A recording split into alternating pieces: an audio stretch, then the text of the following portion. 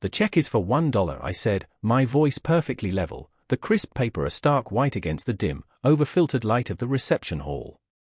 This is the story of how my ex-wife invited me, the single dad janitor, to her lavish wedding just to humiliate me, and how I ended up buying the very company she thought would secure her future. It's a story about hitting rock bottom and finding out the ground is a good place to build from. If you've ever felt like you were counted out, stick around, because this one's for you. And hey, while you're here, hit that subscribe button and ring the bell, because you won't want to miss what happens next. Now, let's go back. Back to before the limousine, before the company, before I knew my own strength. It started, as these things often do, with a love that felt like a fairy tale. Chloe was radiant, a supernova in my quiet life. She saw a potential in me that I hadn't dared to acknowledge, or so I thought.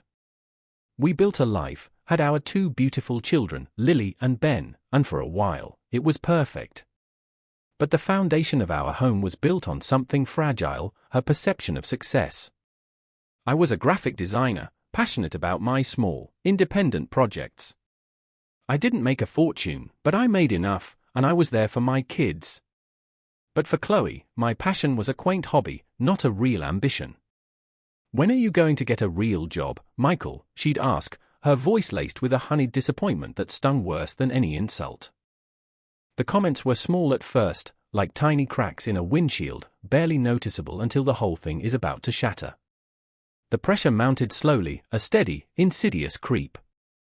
Chloe's vision of success was a narrow, gilded path, and I was constantly straying from it. My small design business was a source of embarrassment for her. At parties with her friends, she would introduce me with a sigh, "Oh, Michael? He's the creative type." If it was code for "he doesn't make enough money," she would talk about her friends' husbands, bankers, lawyers, executives, and then look at me, her eyes filled with a silent, heavy judgment. "Mark's company just gave him another huge bonus," she'd mention casually, referring to a man who would later become her fiancé. "They're vacationing in the Caymans again." I would just nod, the words lodging in my throat. I tried to make her happy. I took on more commercial, soul-crushing projects, chasing bigger paychecks instead of creative fulfillment. But it was never enough. The goalposts were always moving. The more I earned, the more she spent, our lifestyle inflating to match her ambitions, our debts growing in the shadows. She would say things like, "We can't let people think we're struggling," as she bought a designer handbag we couldn't afford. It wasn't about our happiness, it was about the curated image of it. My self-worth began to erode, ground down by 1,000 tiny cuts. Her voice became the narrator of my own thoughts, a constant chorus of inadequacy. My passion for my work curdled into resentment. I was a ghost in my own life, just a provider, and a failing one at that, in her eyes.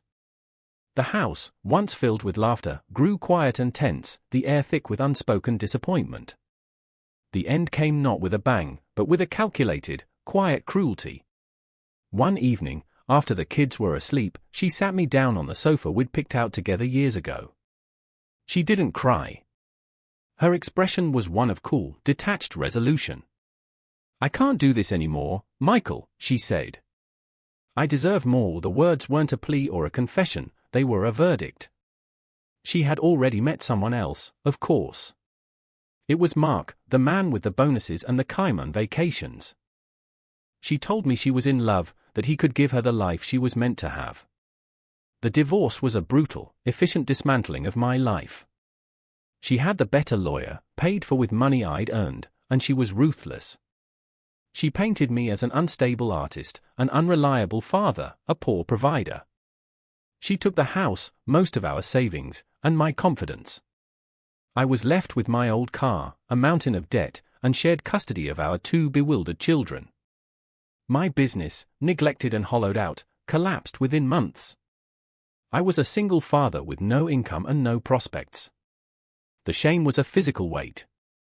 To make ends meet, to keep a roof over my kids' heads in our tiny apartment, I took the only job I could find, a night janitor at the local high school. Mopping floors, emptying trash cans, scrubbing toilets, it was humbling in the most profound way. I felt invisible. I was the man parents and students looked right through. This was my rock bottom. It was here, in the echoing, empty hallways, that I truly believed I was the failure she'd always told me I was. And in those darkest moments, a small flicker of light came from my neighbor, Mrs. Gable. She'd watch the kids when I had to work late, always with a warm smile and a plate of cookies, never with a hint of pity. Strong trees have deep roots, Michael, she'd say, and sometimes they have to grow in rocky soil. Life became a grueling rhythm of exhaustion. I'd work all night, the smell of bleach clinging to my clothes, then come home just as Lily and Ben were waking up. I'd make them breakfast, my eyes burning with fatigue, get them ready, and walk them to school. I'd try to sleep for a few hours before picking them up, but my mind would race with worry about bills, about their future, about the crushing sense of failure. Yet, in that bleak landscape, my children were my anchors. Their innocent laughter was the only music in my silent world. Ben's fascination with how I could fix his broken toys, Lily's pride when she showed me a drawing she made, these were the small, priceless moments that kept me going. After they were tucked into bed, instead of collapsing, a strange energy would take hold. A defiant spark. I refused to let this be the end of my story. I pulled out my old design tablet, blew the dust off, and started creating again. Not for clients, but for myself. I started a small online store, designing and selling custom wooden signs with inspirational quotes. It was a tiny venture, managed from my cramped apartment kitchen between 2 and 4 in the morning. It was at the school that I met Sarah. She was a history teacher, and she always stayed late preparing her lessons. Unlike everyone else, she saw me. She'd smile, ask me about my night, and learn my name. One evening, she saw me sketching a design in a notepad during my break. "That's beautiful," she said, her voice genuine. "What is it for?" I was embarrassed, muttering something about a little hobby. But she kept asking, with sincere interest. She didn't see a janitor, she saw a person. That small act of recognition was like water on parched earth. Our conversations became a regular part of my lonely nights. Sarah would talk about her students and her passion for history, and I, slowly, started to open up about my past, my kids, and my little woodworking hustle. She never judged. She listened. Her encouragement was a gentle but persistent force. "You have a real talent, Michael," she told me one night, looking at pictures of my work on my phone. "You shouldn't hide it." She became my first real customer, ordering a custom sign for her classroom. Then she told her friends, and they told theirs. Orders started trickling in, then flowing. Her belief in me was the catalyst I needed. I started pouring every spare moment and every ounce of energy into my business, which I named Oak and Anchor, symbolizing the strength and stability I wanted to rebuild for my family. The rhythmic work of sanding wood and the focus of digital design became my therapy. It was something that was purely mine, something Chloe couldn't touch or tarnish. The business grew steadily, from a kitchen table operation to a garage workshop, and then, astoundingly, I had enough orders to need a small commercial space. The day I handed in my notice at the school was one of the proudest of my life. I walked out of those halls not as a failure slinking away, but as a man who had reclaimed his own narrative. My relationship with Sarah blossomed alongside my business. She and the kids adored each other. For the first time in years, our little apartment felt like a real home, filled not with tension and disappointment, but with laughter, the smell of sawdust, and hope. Years passed like a dream. Oak and Anchor wasn't a small hustle anymore, it was a nationally recognized brand in home decor and custom furnishings. We had a large workshop, a team of employees, and contracts with major retailers. I wasn't just making a living, I was building an empire on the foundations of my own creativity and resilience. Sarah and I were a team in every sense of the word, raising Lily and Ben in a loving, supportive home. The kids were thriving. The memory of Chloe and the pain she caused had faded, becoming a distant, muted scar rather than a fresh wound. And then, the invitation arrived. It was a thick, cream-colored envelope with gaudy, gold-leaf calligraphy. Chloe and Mark. A wedding. My first instinct was to laugh. My second was to throw it in the trash. It felt like a message from a ghost, a past I had long since buried. But Sarah saw me holding it, a strange look on my face. Tucked inside the formal invitation was a small, handwritten note on Chloe's perfect stationery. "Michael," it read, "I know we have our history, but I would truly love for you to come and see me on my happiest day. You and the children, of course. It would mean the world to see you all and for you to see what real success and happiness looks like. All my love, Chloe." The condescension was practically dripping off the page. The barb was so clear. "Come see the life I have, the one you could never give me. Come, Janitor, and witness my triumph." She had no idea. In her mind, I was still the broken man mopping floors, a perfect prop for her perfect day, a living testament to how far she'd come. I tossed the invitation on the counter, my jaw tight. "She wants to gloat," I said to Sarah. "She wants to parade her new, wealthy husband in front of me and the kids. She wants me to be her before picture." Sarah picked up the note, her expression thoughtful. "Then don't go," she said simply. "You don't owe her anything. You have nothing to prove," and she was right. I didn't. But as I looked at the invitation, at Mark's name next to hers, a different idea began to form. Mark worked as a high-level executive at a mid-tier tech firm, Innovate Dynamics. I knew this from the occasional, painful updates the kids would mention after a weekend with their mother.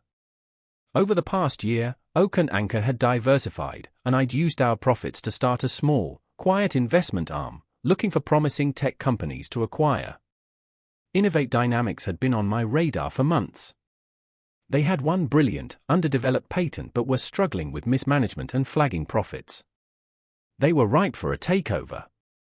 A plan, sharp and clear, clicked into place. This wasn't about petty revenge. It was about closing a chapter. It was about showing my children, and myself, that true strength isn't about gloating or humiliating others. It's about building a life so solid that the petty games of others can't even touch you. I spent the next 2 weeks in a whirlwind of secret phone calls with my board and my legal team. The deal was fast-tracked. The day before the wedding, as Chloe was likely finalizing floral arrangements, I was signing the final papers. My company, born from sawdust and desperation, now owned Innovate Dynamics. Lock, stock, and barrel. I RSVP'd yes for 3. On the day of the wedding, I didn't feel nervous. I felt calm, centered. I helped Lily with the sash on her dress and straightened Ben's little bow tie. "Are we going to a castle, Dad?" Ben asked, his eyes wide. "Something like that, buddy," I smiled. They had no idea about the history, the pain. To them, it was just a fancy party. And that was the whole point. I wanted them to see their father walk into a place designed to make him feel small and be the biggest person there, not through arrogance, but through quiet confidence and accomplishment. The black limousine pulled up to our modest house, and the driver held the door open. The kids squealed with delight, piling in. As we drove, I didn't think about Chloe. I thought about the long nights, the exhaustion, Mrs. Gable's kindness, Sarah's unwavering belief. I thought about the man I had become. We arrived at the ridiculously opulent country club. Guests in designer clothes were milling about, sipping champagne. As the driver opened our door, a hush fell over the small crowd by the entrance. They saw the limo, and their eyes were filled with curiosity. Then I stepped out. Then Lily. Then Ben. I saw Chloe and Mark standing near the entrance, greeting guests. I watched their faces as they registered who was emerging from the car. Chloe's perfectly painted smile froze, faltering for just a second. Mark's expression was one of pure, unadulterated confusion. They looked at me, at my well-tailored suit, at my happy, beautifully dressed children, at the gleaming limo, and the narrative they had constructed in their head simply short-circuited. The janitor had not shown up in his beat-up sedan. The script had been flipped. The ceremony was a blur of extravagant flowers and hollow vows. My focus was on my kids, making sure they were comfortable. During the reception, Chloe and Mark finally made their way to our table, their smiles stretched thin and brittle. "Michael, Chloe began, her voice a little too loud, drawing the attention of the nearby tables. I'm so glad you could make it. I see. Things are looking up for you. The insinuation was clear. She thought I'd rented the suit and the car, a desperate attempt to save face. Mark smirked, putting a possessive arm around her. Yeah, Mike, he said, using a nickname he knew I hated. Good to see you're not scrubbing floors anymore. Found something a little better. This was the moment. The stage she had so carefully set for my humiliation was now mine. I stood up, calmly. It's funny you mention work, Mark, I said, my voice carrying in the suddenly quiet space. I reached into my jacket pocket. Actually, my company just closed a major acquisition this week. A tech firm. You might have heard of it. Innovate Dynamics. I watched the color drain from Mark's face. His smirk vanished, replaced by a slack-jawed disbelief. Chloe looked back and forth between us, her mind frantically trying to process what I'd said. What are you talking about? She stammered. I pulled the folded paper from my pocket. It was a cashier's check. I slid it across the table toward Mark. The check is for $1, I said, my voice perfectly level. My board insisted on a more formal severance package, but I thought this was more symbolic. For your services. The silence at the table was deafening. Chloe stared at me, her eyes wide with a mixture of shock and dawning horror. The life she had so carefully constructed, the man she had chosen for his success, was now effectively my employee, or rather, my ex-employee. My division, you can't. Mark sputtered, looking at the check as if it were a snake. The entire senior management is being restructured, I said, my tone flat, professional. We're taking the company in a new direction, focusing on the patent your team undervalued for years. But don't worry, I'm sure a man of your talents will land on his feet. I then looked at Chloe, at the woman who had tried to break me. I felt no hatred, no anger. Just a profound sense of distance. You wanted to show me what real success looks like, Chloe, I said, my voice softening slightly as I glanced at my children, who were happily drawing on their napkins, oblivious. This isn't it. Real success is raising kind, happy kids. It's building something you're proud of. It's peace. Something you wouldn't understand. I placed a hand on Lily's shoulder and another on Ben's. Come on, guys. Let's go home. We walked away, leaving them standing there, the $1 check a flimsy, pathetic monument to their collapsed world. We didn't look back. As we settled into the quiet luxury of the limousine, the absurdity of the situation washed over me. Ben held up his napkin. Look, Dad, I drew a superhero. He's got a magic hammer and he builds new houses for everyone. I looked at his drawing, and a real, genuine laugh escaped me for the first time that night. He was right. That's what I'd done. I had built a new house, a new life, a new future, not with a magic hammer, but with my own 2 hands. When we got home, Sarah was waiting on the porch. She had a knowing, gentle smile on her face. She hugged the kids, then she hugged me. So, she asked softly. I'm free, I said, and I knew it was the truest thing I had ever said. The wedding wasn't a victory.